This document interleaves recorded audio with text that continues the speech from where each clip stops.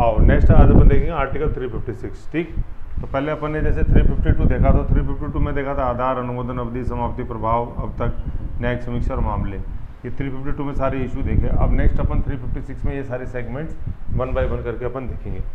ठीक है, article number 356 356। अच्छा, पेज नंबर 7 आ जाओ। तो 356, अब 356 राज्यों में राष्ट्रपति शासन।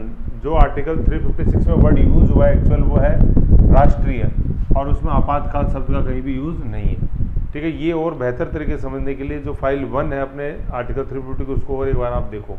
और दूसरा मैं बता दूं, देखो इस 356 को समझने के लिए 352 वाली पहले पूरी वीडियो देख लो, तभी ये समझ में आएगा, नहीं तो इतना मज़ा नहीं आएगा। ठीक है, तो मैंने बताया था कि 352 के अंदर आपातकाल वर्ड है, राष्ट्रीय नहीं है। फिर 356 में राष्ट्रीय वर्ड है, आपातकाल नहीं है। और 360 के अंदर वापस से आपातकाल है।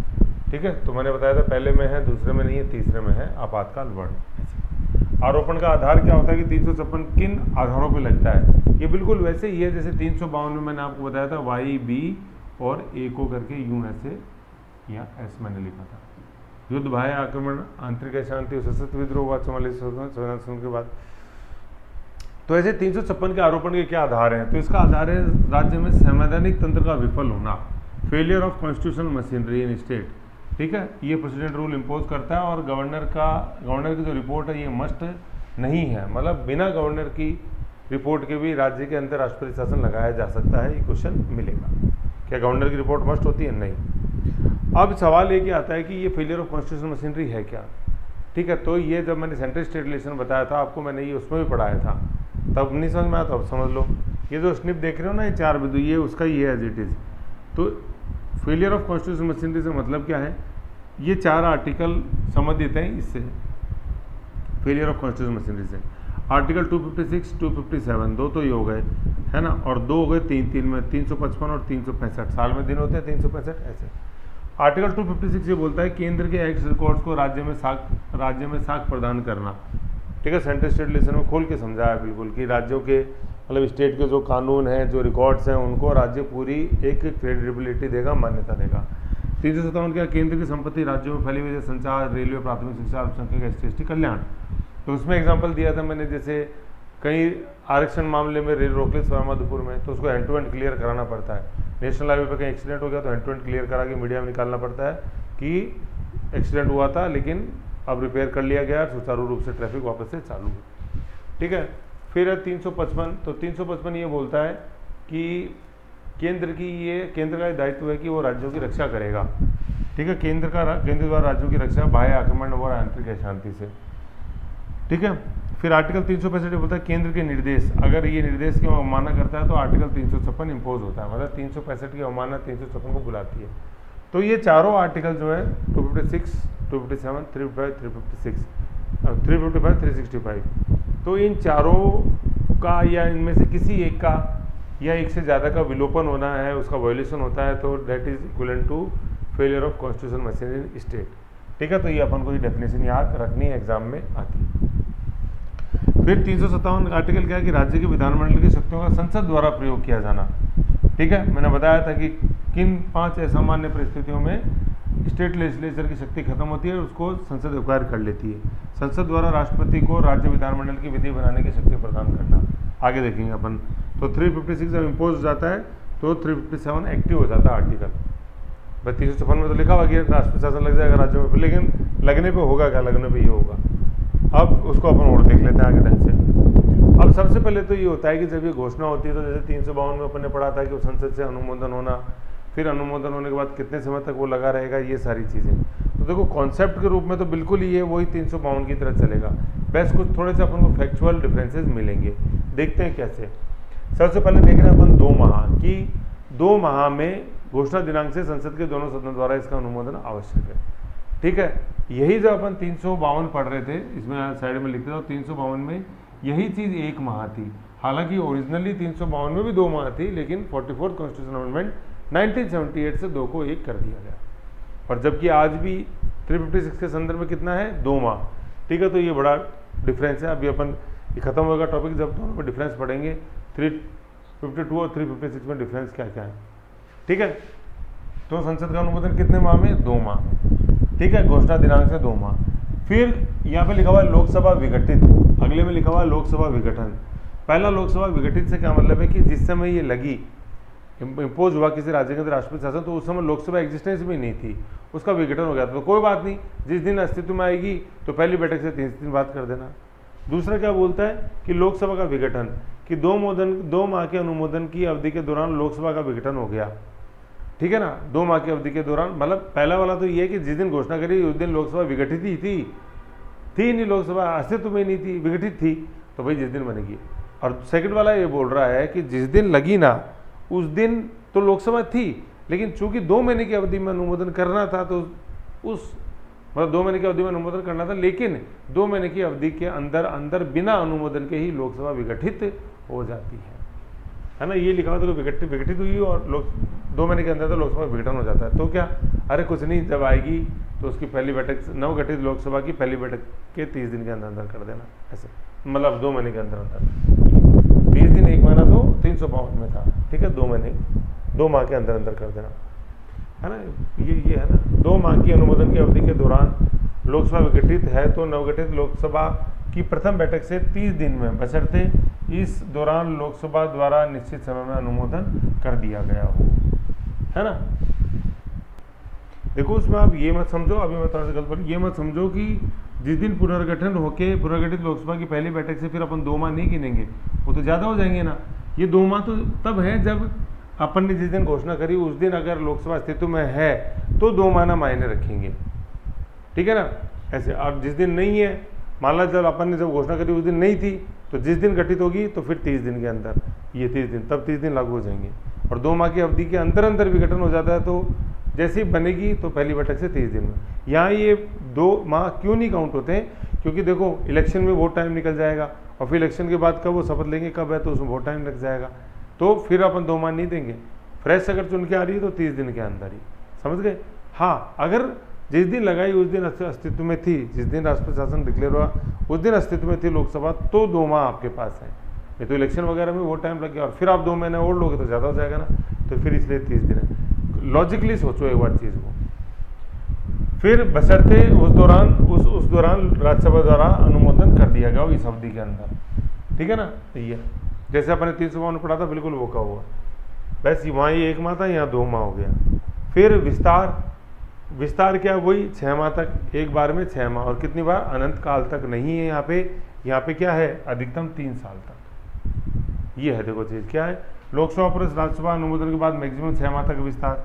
42वें संविधान संशोधन 1976 के द्वारा 6 माह को 1 साल कर दिया गया था, कि एक बार में 1 साल, लेकिन 44वें संविधान संशोधन 1948 द्वारा 1 साल से वापस 6 मंथ कर दिया गया। तो आज क्या है, 6 मंथ है। अब एक बार में 6 महीने बढ़ा सकते हो, और मैक्सिमम कितनी बार तक, फिर लिखा हुआ है 1-6, मतलब एक बार में 6 माह तक एक्सटेंड, अधिकतम 3 साल तक। जबकि 352 में क्या था, ये 352 में क्या था, अधिकतम कितने समय तक के लिए, अनलिमिटेड पीरियड के लिए, अनलिमिटेड टाइम के लिए, यूएल अनलिमिटेड टाइम के लिए। डिफरेंस आ गया नंबर 2। तो मैक्सिमम कितने समय तक के लिए लगा सकते हैं राज्य में राष्ट्रपति शासन, 3 साल तक के लिए, ठीक है। फिर क्या है, जैसे अपन ने एक बार अनुमोदन कर दिया 6 महीने के लिए, और उस 6 माह की अवधि के दौरान लोकसभा विघटित हो जाती है, तो क्या होगा सर, वही जिस दिन गठित होगी उसकी पहली बैठक से 30 दिन के अंदर कर देंगे, बस खत्म। बशर्ते इस अवधि के दौरान लोकसभा द्वारा अनुमोदन और राज्यसभा द्वारा अनुमोदन कर दिया जाओ। किस बहुमत से, साधारण बहुमत के द्वारा, प्रेजेंट एंड वोटिंग का 50%। और यही अनुमोदन जब अपन 352 की बात करते हैं तो वह क्या था, वहाँ विशेष बहुमत था, टोटल का 50% और प्रेजेंट एंड वोटिंग का 20%, ऐसे। फिर 1 ईयर से ज़्यादा विस्तार, अगर 1 ईयर से ज़्यादा अगर विस्तार अपन चाह रहे हैं तो 2 शर्त पूरी होनी चाहिए। 1 ईयर मतलब 2 बार एक्सटेंशन हो गया, 6 मैक्सिमम 3 साल तक ले सकते हैं, लेकिन अगर 1 ईयर से ज़्यादा खींचना है तो 2 शर्त आप पूरी करोगे। क्या, नेशनल इमरजेंसी पूरे भारत या पूरे राज्य या भाग के अंदर लागू हो, ठीक है ना। मतलब जैसे 352 लगा हुआ है और अपन उसके साथ साथ 356 और लगा रहे हैं। चुनाव आयोग द्वारा ये घोषणा कर दी गई हो कि राज्य में अभी विधानसभा चुनाव किया जाना संभव नहीं है, जैसे गुजरात के अंदर हुआ था, ऐसे, ठीक है। तो ये चीज़ें अपन में ध्यान में रखनी है। और ये 2 शर्तें किससे जोड़ी गई हैं, 44वें संविधान संशोधन से। ये शर्तें इसलिए जोड़ी हैं ताकि मिसयूज नहीं हो आर्टिकल 356 का। अपन ने आयोग पढ़े, जैसे सरकारी आयोग देखा, तो हर आयोग ने ये बोला कि भाई 356 का मिसयूज होता है, तो ये मिसयूज रोकने का तरीका ये है 1 साल से ज़्यादा एक्सटेंशन चाहिए आपको तो 2 शर्तें पूरी करो। क्या, या तो पूरे देश में या राज्य भाग उस राज्य से संबंधित भाग में या पूरे राज्य के अंदर क्या लगी हुई हो, नेशनल इमरजेंसी लगी हो। दूसरा, केंद्रीय निर्वाचन आयोग ये घोषित कर दे कि भाई उस संबंधित राज्य के अंदर अभी चुनाव कराना संभव नहीं है। फिर घोषणा वापस कब ली जाती है, राष्ट्रपति द्वारा। इसमें संशोधन का अनुमोदन आवश्यक नहीं है, जबकि 352 को हटाने के लिए अपने को पता था लोकसभा का अनुमोदन आवश्यक होता है और वो साधारण बहुमत से पास होता है। ऐसे ठीक है, तो मैं बार बार कह रहा हूँ कि 352 ही जब पढ़ा हुआ होगा तब ही अपन को 356 अच्छा समझ में आएगा। अब अपन देखते हैं कि इसके प्रभाव क्या क्या होते हैं। तो जैसे अपन ने वहाँ देखे थे प्रभाव कार्यकारी, विधायी और न्यायपालिका का प्रभाव, तो यहाँ भी देखते हैं कार्यकारी पे, कार्यकारी, विधायी और न्यायिक क्या प्रभाव। तो पहले कार्यकारी पे देखते हैं, एग्जीक्यूटिव पे, कि गवर्नर राष्ट्रपति, मतलब गवर्नर की सारी शक्तियाँ राष्ट्रपति के पास आ जाती है। राष्ट्रपति क्या पीआर राज्य की कार्यकारी शक्तियाँ को एंजॉय करता है, गवर्नर नहीं करता, नॉट गवर्नर। निकाय प्राधिकरण जो है वो सभी राष्ट्रपति द्वारा नियुक्त व्यक्ति के द्वारा या निर्देशों के अनुसार काम करते हैं। राज्य के निकाय प्राधिकरण संवैधानिक प्रावधानों का निलंबन, ठीक है। प्राधिकरण का जैसे मैं बताया जेडीए हुआ, नगर निगम हुआ, जितने भी अथॉरिटीज़ हैं ये सारा किसके अकॉर्डिंग काम करते हैं, जैसे राष्ट्रपति निर्देश देते हैं। मंत्रिपरिषद, काउंसिल ऑफ मिनिस्टर्स क्या है, मंत्रिपरिषद भंग कर देता है, जबकि वहाँ अपन ने देखा था 352 भंग नहीं होती है, बनी रहेगी, बस कानून नहीं बना सकते, ठीक है, भंग कर देता है। और council of minister is replaced by governor, और गवर्नर किसके इशारों पे काम करता है, राष्ट्रपति के इशारों पे काम करता है। फिर राज्य का जो प्रशासन है ये गवर्नर चलाता है, किसके नाम पे, राष्ट्रपति के नाम पे, with the help of chief secretary and other officers appointed by president. PR नियुक्त द्वारा व्यक्तियों की सहायता से, मतलब चीफ सेक्रेटरी और राष्ट्रपति द्वारा नियुक्त व्यक्तियों की सहायता से। इसी कारण आर्टिकल 356 क्या बोलते हैं, राज्यों के अंदर राष्ट्रपति शासन, क्योंकि शासन कौन चला रहा है, गवर्नर चला रहा है, लेकिन गवर्नर किसके इशारों पे काम कर रहा है, राष्ट्रपति के इशारों पे, है ना। और गवर्नर किनके माध्यम से चला रहा है, चीफ सेक्रेटरी और राष्ट्रपति द्वारा नियुक्त व्यक्तियों के माध्यम से। इसलिए 356 कहते हैं कि राज्यों में राष्ट्रपति शासन लगाया गया। विधानसभा पे क्या प्रभाव पड़ता है कि राष्ट्रपति जो है वो विघटित या निलंबित करता है, ठीक है। विघटन का मतलब कि आप अस्तित्व में नहीं हो, जो 5 साल से पहले हो आपका टेन्योर खत्म। और निलंबन का मतलब है कि उसको सस्पेंड कर दिया अपन ने, आप एग्जिस्टेंस में नहीं हो, चुनाव ही होंगे, ठीक है। इन दोनों में से एक किया जाना मस्ट है। जो चल रही है उसको अपन डिजॉल्व कर देंगे, और निलंबन का मतलब क्या है, सस्पेंड करने, वो तो डिजॉल्व हो गई और ये टर्मिनेट हो गई एक तरीके से, बीच में ही अपन ने कर दिया खत्म। प्रेसिडेंट द्वारा दोनों में से किसी एक का किया जाना जरूरी है। कहने का मतलब स्टेट लेजिस्लेटिव असेंबली जो है, विधानसभा, वो अस्तित्व में नहीं रहेगी, जबकि 352 मैंने क्या बताया, अस्तित्व में बने रहोगे, बस काम नहीं कर सकते। तो काम कौन करेगा, राज्य सूची के विषय पर कानून कौन बनाएगा, 352 के दौरान संसद बनाएगी, जबकि यहाँ ऐसा नहीं है, ठीक है। तो state legislative assembly, state legislative council भंग नहीं होती है, ना विधानमंडल भंग होता है, स्टेट लेजिस्लेटिव भंग नहीं, स्टेट लेजिस्लेटिव काउंसिल भंग नहीं, क्या भंग होती है, स्टेट लेजिस्लेटिव असेंबली, विधानसभा, विधानमंडल या विधान परिषद नहीं। विधानमंडल, ये विधानमंडल होता है, उसके 2 भाग होते हैं, विधान परिषद और विधानसभा। तो विधानसभा मतलब विधान परिषद चलती रहती है, विधानसभा जो है वो खत्म हो जाती है, विधान परिषद जो है लेजिस्लेटिव काउंसिल वो चलती रहती है, लेजिस्लेटिव असेंबली खत्म हो जाती है, ठीक है। विधान परिषद और लेजिस्लेटिव काउंसिल चलती रहती है अगर उस राज्य में है तो, जैसे 6 राज्यों में अपने पास है ऐसे, यूपी, बिहार, महाराष्ट्र, कर्नाटक, आंध्र प्रदेश, तेलंगाना में है, ठीक है। लोकसभा नॉट इन सेशन, मतलब सॉरी, फिर विधानसभा के बिल प्रस्ताव संसद द्वारा पारित किए जाते हैं। संसद विधि बनाने की शक्ति राष्ट्रपति या अधिकारी को दे सकता है। वैसे तो राज्य सूची के विषय पर इस समय कानून बना सकता है संसद, ऐसे।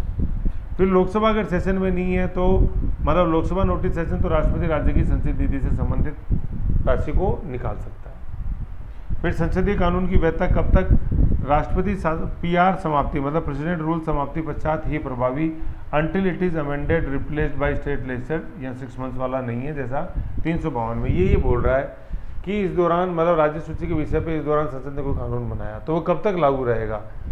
ऐसा नहीं है कि जैसे राष्ट्रपति शासन खत्म हुआ राज्य के अंदर तो वो कानून भी खत्म हो जाएगा, या जब राष्ट्रपति शासन खत्म हुआ राज्य में तो 6 महीने के अंदर खत्म हो जाएगा, ऐसा नहीं है। तो कब होगा खत्म, जब स्टेट लेजिस्लेचर ऐसा एक अमेंडमेंट पास करती है कि ये कानून अब आज से अस्तित्व में नहीं रहेगा, तब से वो कानून अपना प्रभाव खत्म होता है, उस कानून का प्रभाव, समझ गए।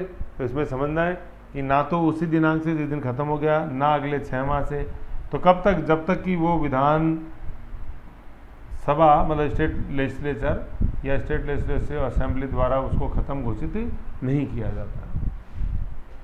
फिर विधानसभा वापस, इसे राज्य विधानसभा द्वारा वापस परिवर्तित या पुनः लागू, मतलब ये क्या कह रहा है, इसे राज्य विधानसभा द्वारा वापस परिवर्तित या पुनः लागू किया जा सकता है। मतलब विधानसभा या तो इसको खत्म कर सकती है या उसको चेंज कर सकती है या उसे कंटिन्यू रखने का भी वे को प्रोविजन दे सकती है। उस कानून को, राष्ट्रपति शासन को नहीं, राष्ट्रपति शासन को कानून, राष्ट्रपति शासन को कंटिन्यू रखने की तो जो पावर है वो तो संसद के पास है, वो इनके पास थोड़ी है विधानसभा के पास। ऐसे उस कानून की बात है, इसे मतलब ये संसदीय कानून। फिर हाईकोर्ट पे क्या प्रभाव पड़ता है कि कुछ नहीं, मतलब राष्ट्रपति शासन नॉट इक्वल टू हाईकोर्ट शक्तियों पे कोई प्रभाव नहीं पड़ता, ऐसा कैसा काम करता रहता है। नो चेंज इन हाईकोर्ट स्थिति स्तर शक्तियों कार्यों के अंदर कोई भी चेंज नहीं होता। चेंज किस में होता है, एग्जीक्यूटिव और लेजिस्लेचर में। एग्जीक्यूटिव पूरा कौन संभाल लेता है, राष्ट्रपति, ठीक है, और राष्ट्रपति के बिहाफ पे कौन काम करता है, गवर्नर, किस माध्यम से, चीफ सेक्रेटरी और other officers appointed by president. और लेजिस्लेटिव असेंबली भंग हो जाती है, ठीक है, और फिर कानून कौन बनाएगा, संसद बनाएगा। और ये शक्ति मतलब राष्ट्रपति बना सकता है और वो कानून राष्ट्रपति बना सकता है, और शक्ति कौन देता है उसको, ये संसद दे देती है राष्ट्रपति को शक्ति। और ऐसे कानून कब तक लागू रहेंगे, जब तक कि संबंधित विधानसभा उसको हटाने का, वापस करने का या कंटिन्यू रखने का एक संशोधन पास नहीं करती। अब अपन जैसे देखते हैं कि इस 356 का प्रयोग कितनी बार कैसे कैसे हुआ। तो अभी तक जैसे अपन देखते हैं 1950 से अभी तक करीबन 125 बार तक यूज़ लिया जा चुका है।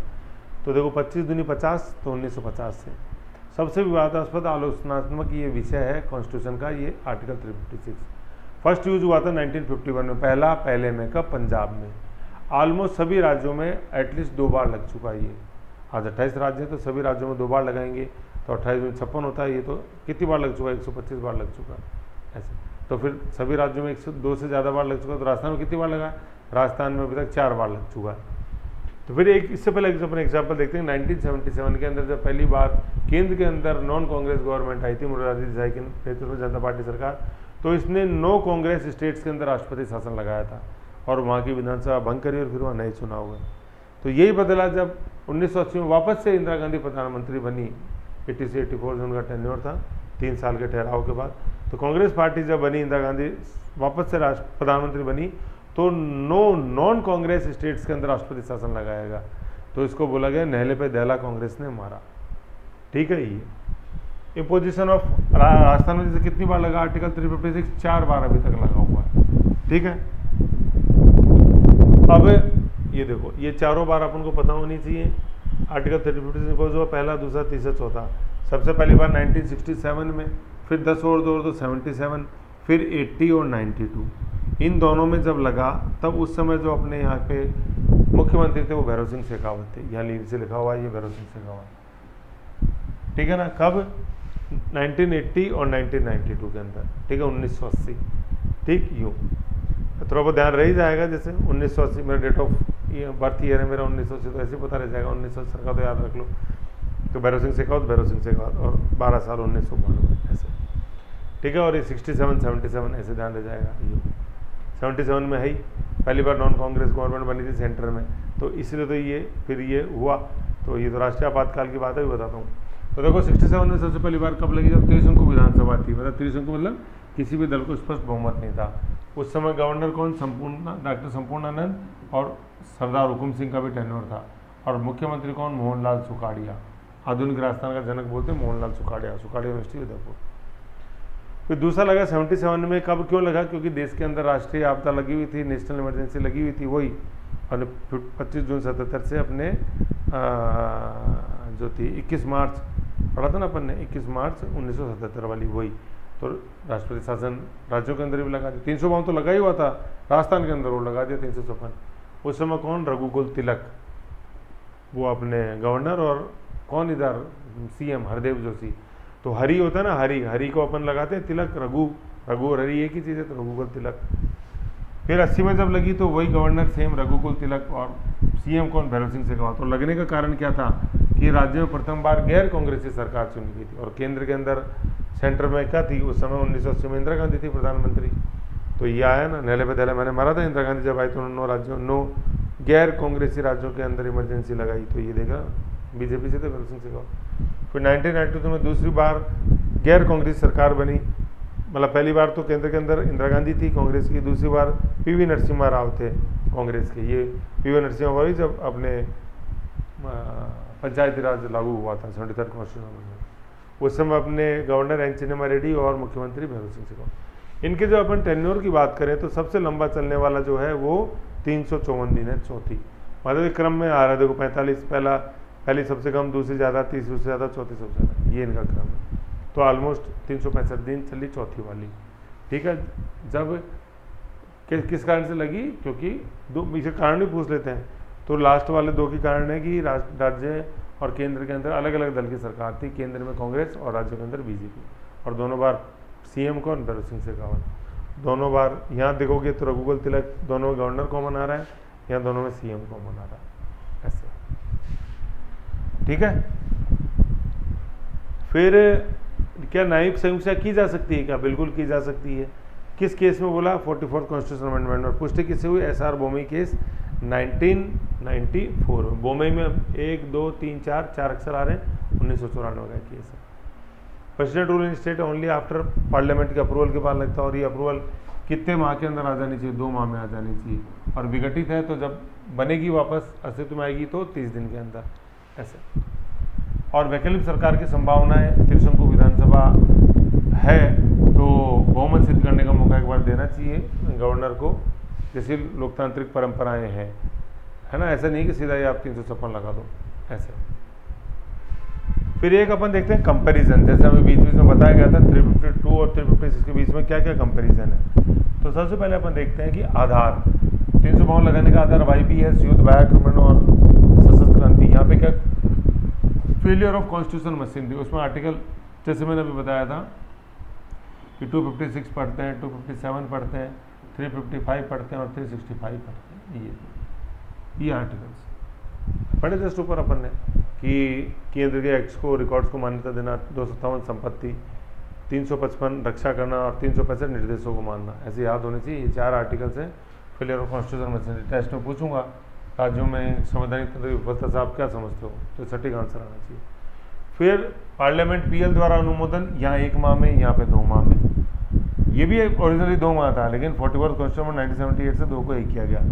फिर एग्जीक्यूटिव पे क्या प्रभाव पड़ता है? एग्जीक्यूटिव में पावर से सारी प्रेसिडेंट संभाल लेता है, और यहाँ पे क्या एग्जीक्यूटिव निलंबित हो जाती है, ठीक है। और संभालता कौन है? राष्ट्रपति। प्रशासन राष्ट्रपति वाया गवर्नर। लेजिस्लेचर यहाँ क्या होता है? लेजिस्लेचर बनी रहती है, लेकिन राज्य सूची के विषय पर कानून संसद बनाती है, लेजिस्लेचर निलंबित नहीं होती है। जबकि यहाँ अपन देखते हैं कि स्टेट लेजिस्लेचर निलंबित हो जाती है, विघटित हो जाती है, और संसद जो है वो कानून बनाती है राज्य के लिए। फिर तीसरा देखते हैं मैक्सिमम ड्यूरेशन क्या है? इसकी कोई ड्यूरेशन नहीं है, मैक्सिमम नो लिमिट, एक बार में 6 महीने बढ़ा सकते हैं और अनंत काल तक वो चल सकती है। जबकि क्या है, यहाँ पे बढ़ेगी तो वही एक बार में 6 बार, लेकिन मैक्सिमम अपन उसको 3 साल तक खींच सकते हैं, उसके बाद वो नहीं खींचेगी। और 1 साल से ज़्यादा भी अगर अपन को खींचनी है तो 2 कंडीशन पूरी होनी चाहिए। क्या? एक तो देश के अंदर राष्ट्रीय आपातकाल लगा हो, निश्चित इमरजेंसी, और दूसरी कि चुनाव आयोग ने घोषणा कर दी हो कि राज्य के अंदर अभी तत्कालीन चुनाव नहीं किया जा सकता। फिर बहुमत प्लस घोषणा, ये जारी रखने क्या? बहुमत अगर अपन को उसको जारी रखना तो विशेष बहुमत, मतलब घोषणा वाली जो है शुरू के अंदर वो विशेष बहुमत से है, और यहाँ पे जो घोषणा है उसका अनुमोदन साधारण बहुमत से होएगा, ठीक है। फंडामेंटल राइट्स प्रभावित होते हैं 352 में, 356 में कोई प्रभाव नहीं पड़ता है। 352 में अपने पढ़ा था ना आर्टिकल 19 और अदर आर्टिकल्स का सस्पेंशन पे क्या प्रभाव पड़ता है, और 20 और 21 का इन्फोर्समेंट तो कभी भी वो सस्पेंड नहीं होगा, ना उनका इन्फोर्समेंट सस्पेंड होगा, ठीक है। वापस लोकसभा ऐसा प्रस्ताव पारित कर सकती है, और लोकसभा को कोई शक्ति नहीं है ऐसा प्रस्ताव पारित करने की, केवल राष्ट्रपति द्वारा स्वयं ही वो वापस लिया जा सकता है। आपातकाल की आलोचना अपन क्या देखते हैं कि संघीय ढांचे के ये विरुद्ध में है, और राष्ट्रपति तानाशाही की तरह काम करता है, और ये इस पर एक दिया गया था स्टेटमेंट कि ये ऐसी शांति होगी, अगर 356 को लगाने के बाद जो शांति स्थापित होगी तो वो शांति बिल्कुल कब्र या रेगिस्तान में जो शांति है उसके बराबर होगी, मतलब उसका कोई महत्व नहीं रहेगा। और ये ऐसे दिन जो होंगे ये बहुत ही शर्मनाक और दुख वाले दिन होंगे। ये संविधान सभा में कहा गया था आर्टिकल 356 के संदर्भ में कि 356 लगाने के बाद जो शांति होएगी ना, वो बिल्कुल कब्रिस्तान या रेगिस्तान में जो शांति होती है वो समान होगी, मतलब किसी काम की नहीं शांति हो। अब राष्ट्रपति शासन का अपन देखते हैं, खूब अपन ने सुन लिया कि खराब है, लेकिन महत्व भी तो होगा। बिल्कुल, सिग्निफिकेंस क्या है? Ensuring continuity of governance in state, कि संकट काल में भी वो गवर्नेंस चलती रहती है। अपहोल्डिंग कॉन्स्टिट्यूशनल ऑर्डर, कि कॉन्स्टिट्यूशन की जो वैल्यूज़ हैं उनको ये अपहोल्ड करता है संकट काल के समय खास तौर पे। फिर क्राइसिस मैनेजमेंट, कि जब अपन देखते हैं क्राइसिस की स्थिति होती है तब इसको कैसे मैनेज किया जा सकता है। फिर प्रोटेक्टिंग नेशनल इंटरेस्ट, कि नेशनल इंटरेस्ट को प्रोटेक्ट करता है जब ज़रूरत होती है। क्रिटिसिज्म क्या है कि इसका मिसयूज़ किया जाता है, जैसे 1977 और फिर 80 में हुआ। अंडरमाइनिंग फेडरलिज्म, फेडरलिज्म का मतलब यूनियन और स्टेट दोनों को पावर है, लेकिन जब राज्यसूची का विषय कानून संसद बनाती है तो फेडरलिज्म को अंडरमाइन करता है। Lack of clear criteria, failure of constitution machinery, खुद की इच्छा पर डिपेंड करता है घोषित करना। संबंधित राज्य गवर्नर की परमिशन कोई जरूरी नहीं है। टेंड टूवर्ड सेंट्रलाइजेशन, ये यूनिटरी बना देता है कॉन्स्टिट्यूशन को इस दौरान। समझ गए? ये चीज़ें थी सारी। तो बिल्कुल देखो ये सिंपल स्वीट है, इसमें ऐसा कुछ भी नहीं है। 352 को ढंग से पढ़ो तब ये 356 समझ में आएगा, नहीं तो ये नहीं आएगा समझ में। ठीक है, तो ये अपन ने 356 देखा। ठीक, तो इसमें से अपन ने क्या देखा भाई? रंगले के सबसे पहले आधार क्या है, तो अभी मैंने बताया था 256, भाई 356 तो पढ़ रहे हैं, शुरुआत 256 है, 256, 257, 355 और 365। और कॉन्स्टिट्यूशन में जो वर्ड मेंशन है वो राष्ट्रीय आपातकाल वर्ड इसके संदर्भ में नहीं है। Failure of constitution machinery article देखिए 256 में एक्ट रिकॉर्ड, 57 के अंदर 7 संपत्ति बताया था, 6 से 7 6 से संपत्ति, 55 के अंदर रक्षा करना, दोनों हाथों से 5-5 अंगुलियां रक्षा करना, 56 में ही निर्देश। फिर अनुमोदन 2 माह के अंदर, विघटित हो तो 30 दिन के अंदर और विघटन हो जाए 2 माह के अंदर तो 30 दिन के अंदर, पहली बैठक। विस्तार 6 माह में 6 माह तक और एक बार में 6 माह कर सकते हैं और अधिकतम 3 साल तक के लिए। ठीक है, ये ऐसे था। और बाकी सस्पेंशन तो मैंने बताया, एग्जीक्यूटिव लेजिस्लेचर सस्पेंड हो जाती है दोनों। प्रयोग हुआ 125 बार अभी तक। ठीक है, फिर राजस्थान के संदर्भ में आपने देखा टोटल 4 बार, 2 बार गवर्नर, दूसरे तीसरे में रघुकुल तिलक, तीसरे और चौथे के अंदर सीएम भैरव सिंह शेखावत। पहले के अंदर जो गवर्नर कौन? डॉक्टर संपूर्ण आनंद। तो संपूर्ण राज्य में लगी तो संपूर्ण आनंद और सरदार हुकुम सिंह। तो से सरदार से संपूर्ण आनंद, दोनों से आ गए और मोहनलाल सुखाड़, मतलब तीनों से हैं, से संपूर्णानंद, से सरदार हुकुम सिंह और से सुखाड़िया। एस की घात 3 एस क्यू। ठीक है, फिर रघुकुल तिलक हरदेव जोशी, फिर अपने रघुकुल तिलक भैरव सिंह शेखावत और लास्ट के अंदर एन चेन्नम्मा रेड्डी भैरव सिंह शेखावत। समझ गए? कारण पहले में त्रिशंकु 3 आ रहा है, 3 आया, त्रिशंकु 3 से हो गए ना, सरदार संपूर्णानंद, सरदार हुकुम सिंह और 6 से सुखाड़िया, 3 हो गए 3।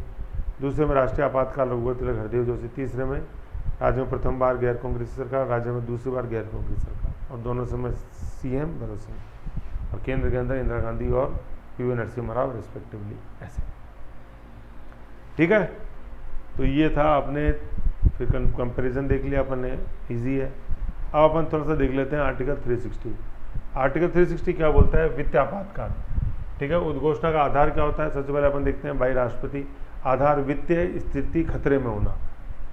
प्रेसिडेंट इसमें फाइनल डिसीजन होता है। 38 संविधान संशोधन 1975 द्वारा प्रेसिडेंट का निर्णय जो अंतिम और निर्णायक है। कहने का मतलब क्या है कि इसमें लोकसभा का कोई अनुमोदन आवश्यक है नहीं। 38वां संविधान 8 में से 3 गए, 5 75। तो PR नॉट फाइनल, ये तो 38वें ने बोला था। फिर 44वें संविधान संशोधन, ये 1978 कर देना। तो अब हम लोग कैसे समझ में आया? ऑटोमेटिक याद आया ना, 4 और 4 8, तो ये 8 कर देना। राष्ट्रपति का निर्णय अंतिम और निर्णायक नहीं, ये सब्जेक्ट टू जुडिशियल रिव्यू है, लेकिन कहना मतलब इसमें संसद का कोई भी कुछ भी लेना देना नहीं है फाइनेंशियल इमरजेंसी में। फिर देखो ये क्या है, अब यहाँ पे अपन देख लेते हैं जो मैं बता रहा था कि यहाँ मैं जो बता रहा था कि संसद का अनुमोदन, उससे मतलब क्या है? देखो यहाँ जो पढ़ा ना अपन ने, यहाँ राष्ट्रपति का निर्णय अंतिम, ये क्या चीज़ है वो आप इसको थोड़ा सा समझो, जिसमें क्या संसद का कोई लेना देना नहीं है कि लगाने के आधार क्या होंगे। जैसे अपन ने देखा 352 में देखा युद्ध, बाह्य आक्रमण, सशस्त्र विद्रोह, तो ये जस्टिफाई होना चाहिए। इसके अंदर अपन ने देखा 352 के अंदर, 356 के अंदर कि फेलियर ऑफ कॉन्स्टिट्यूशनल मशीनरी का फेलियर, उसमें अपन ने आर्टिकल 56, 256, 257, 365 देखा अपन ने। इसके अंदर ऐसा कुछ भी नहीं है। मैं वो ये कह रहा था कि जब किसी आर्टिकल संबंधित नहीं है, राष्ट्रपति को जब चाहे तब वो घोषणा कर सकता है। अब देखो अनुमोदन तो संसद का, बगैर अनुमोदन अगर अपन संसद के मान ले तो वो तो तानाशाही होगी एक तरह से। तो संसद, जो मैं कहता था राष्ट्रपति का निर्णय अंतिम है, वो आधार के संदर्भ में कि ऐसा आधार है या नहीं है। तो राष्ट्रपति को लग जाए बस वो आधार है तो है, वित्तीय स्थिति संकट में है यूँ। तो संशोधन का अनुमोदन कितने माह के अंदर? 2 माह। घोषणा दिनांक से संसद की स्वीकृति आवश्यक है, और कैसे? साधारण बहुमत के द्वारा, ठीक है ना। 352 में है विशेष, 356 360 में साधारण बहुमत। लोकसभा विघटित हो, सब दिन विघटन हो जाए तो बस वही है, जिस दिन पुनर्गठन होकर आएगी तो 30 दिन के अंदर हो जाना चाहिए। 2 माह की जो अवधि है वो लोकसभा उस दिन एग्जिस्टेंस में है ना, तभी लागू होती है, ठीक है। 2 माह के अंदर अंदर हो जाता है, या जब घोषणा करी उस समय लोकसभा नहीं है तो फिर अवधि क्या? पहले दिन पहली बैठक, पुनर्गठित लोकसभा की पहली बैठक से 30 दिन के अंदर, बशर्ते राज्यसभा ने उस समय उसका अनुमोदन कर दिया, जैसे हमेशा अपन पढ़ते हैं। फिर कब तक क्या है देखो कि अनिश्चित काल तक इसको बढ़ाया जा सकता है, परंतु एक मतलब क्या है, एक बार संसद की अनुमति के बाद अनिश्चित काल तक इसको बढ़ाया जा सकता है। कहने का मतलब वो जो था ना, एक बार में 6 महीने, वो यहाँ पे कुछ भी नहीं है, ठीक है। एक बार आपने स्वीकृति ले ली, फिर अनंत काल तक वो चलती रहेगी, जब तक वापस नहीं लिया जाए। संसद की पुनः अनुमति आवश्यक नहीं है एक्सटेंशन के लिए। कहने के एक बार में ये होगी तो फिर वो चलती रहेगी धड़ाधड़ गाड़ी। बहुमत घोषणा सामान्य बहुमत के द्वारा, ठीक है, इसमें विशेष बहुमत नहीं है।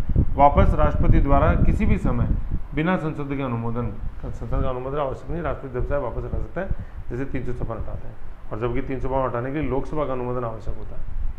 प्रभाव क्या होता है कि राज्य को निर्देश दे सकता है केंद्र वित्तीय औचित्य के सिद्धांत का पालन करने के लिए, फाइनेंशियल मैनेजमेंट के लिए। राज्य सेवा के जो कर्मचारी होते हैं उनके वेतन में कटौती हो सकती है। राज्य के जो मनी बिल होते हैं वो प्रेसिडेंट द्वारा आरक्षित रखे जा सकते हैं। सेंट्रल सर्विसेज के सभी या किसी श्रेणी के वेतन में कटौती की जा सकती है, मतलब कटौती तो दोनों के अंदर हो सकती है। फिर सुप्रीम कोर्ट, हाई कोर्ट, सभी जजेस के वेतन में कटौती हो सकती है। कोर्ट ऊपर नहीं है ना, कोर्ट ऊपर नहीं है। राज्य के सभी वित्तीय मामले में डिसीजन केंद्र लेगा, है ना। तो एक यूँ करना, जैसे आप करो, देखो इन तीनों को एक साथ पढ़ लो, राज्य सेवा, सेंट्रल सर्विसेज और सुप्रीम कोर्ट, हाई कोर्ट, और ये राज्य के मनी बिल और ये राज्य के सभी वित्तीय मामले, इसको एक साथ कर लो, ठीक है ना। मैं नोट्स में चेंज कर दूंगा सीक्वेंस, तो एक साथ हो, सर्विसेज एक साथ आएगी, राज्य सेवा, सेंट्रल सर्विसेज और सुप्रीम कोर्ट, हाई कोर्ट, सभी को वेतन करो, और वित्तीय मामले, राज्य का मनी बिल एक साथ आ जाएगा, और राज्य के वित्तीय मामले एक साथ आ जाएंगे, और ये राज्य को निर्देश ये एक साथ आ जाएंगे, है ना। मतलब ये 3 एक साथ हो जाएंगे, कहने का मतलब ये 1 2 और 3 ये एक साथ है, और ये 2 4 5 ये एक साथ, ऐसे क्लबिंग हो जाएगी। फिर अब तक इसका कभी प्रयोग नहीं हुआ है। 1991 में इकोनॉमिक क्राइसिस हुआ था, लेकिन वो फाइनेंशियल इमरजेंसी नहीं थी, मतलब ये बैलेंस ऑफ पेमेंट क्राइसिस था जो 1991 में जो हुआ था, BOP क्राइसिस। कहने का मतलब अपने पास अपने जो बैलेंस ऑफ ट्रेड और बैलेंस ऑफ पेमेंट होता है अकाउंट एक्सपोर्ट इंपोर्ट में, प्लस इनविजिबल उसमें जोड़ देता है, बैलेंस ऑफ पेमेंट बन जाता है वो।